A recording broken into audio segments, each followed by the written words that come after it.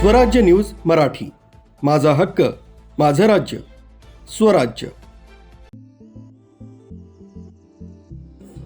गेल्या 3 वर्षांच्या प्रतीक्षेनंतर मालेगाव महानगरपालिका निवडणुकीसाठीची हालचाल सुरू झाली। निवडणूक आयोगाने जाहीर केलेल्या कार्यक्रमानुसार आज इथल्या कृष्णा लॉन्समध्ये मालेगाव मनपाच्या प्रभागनिहाय महिला आरक्षणासाठी सोडत काढण्यात आली।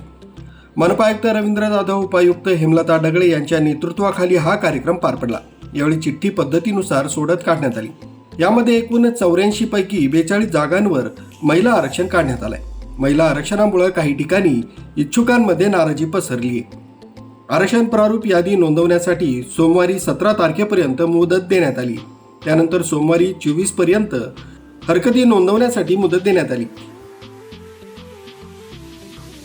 सन्माननीय नागरिक बंधू भगिनींचं या सोडतीसाठी स्वागत करतो। खरं तर 11 वाजता सोडतीचा कार्यक्रम दिला होता, तथापि सन्माननीय पदाधिकारी नागरिक ही कमी संख्येने उपस्थित होते, म्हणून आपण आता 11:30 पर्यंत वाट पाहिलेली आहे। परंतु यावेळी सर्वप्रथम अनुसूचित जातीच्या 4 जागांपैकी 2 जागांसाठी महिला आरक्षण निश्चित करण्यात आले। नंतर अनुसूचित जमातीच्या 2 जागांपैकी 1 जागेसाठी महिला आरक्षणाची चिठ्ठी काढण्यात आली।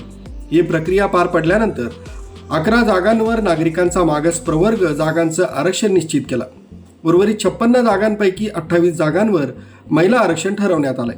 एकंदरीत चिठ्ठी पद्धतीनं मनपाच्या एकूण 84 नगरसेवकांच्या जागांपैकी 42 जागांवर महिलांचं आरक्षण निश्चित झालंय।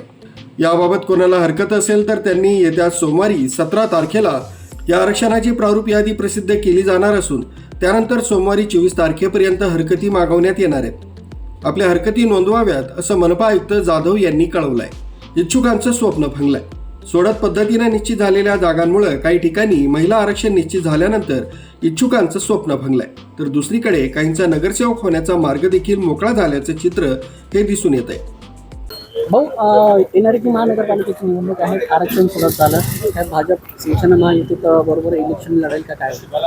नक्कीच 3-3.5-4 वर्षाच्या प्रतीक्षेनंतर ही निवडणूक होते। ती युतीत किंवा युतीत नाही, याच्यापेक्षा सगळ्यात मोठा आनंद हा आहे की 3.5 वर्षानंतर मालेगाव शहरवासियांना आपल्या हक्काचा प्रतिनिधी त्या ठिकाणी पाठवता येईल। राहिला युतीचा विषय, तर सन्माननीय जिल्हा अध्यक्ष निलेजी कचवे सर, सन्माननीय निवडणूक प्रमुख दादासाहेब जाधव, सन्माननीय निवडणूक प्रभारी गिरीशजी महाजन हे जे काही आदेश करतील, यांनी सुरुवातीला आम्हाला आदेश असेच दिलेले आहेत की शक्यतो युतीत आपल्याला लढायचं आहे, परंतु येणाऱ्या काळात निवडणुकांच्या समोर जसं जसं जाऊ आणि ह्या सन्माननीय जे काही वरिष्ठ पदाधिकारी आहेत ते ज्या पद्धतीने आदेश करतील त्या पद्धतीने ह्या निवडणुकांची वाटचाल आम्ही करू।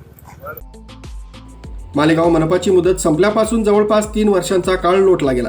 गेल्या 3 वर्षांपासून प्रशासक राज मालेगाव मनपात सुरू होता, त्यामुळे अनेक विकास कामं रखडली होती। आता निवडणुकीच्या हालचाली सुरू झाल्यामुळं राजकीय वातावरण आता चांगलंच तापलंय। स्वराज्य न्यूज मराठीसाठी स्वाती शेलार, नाशिक।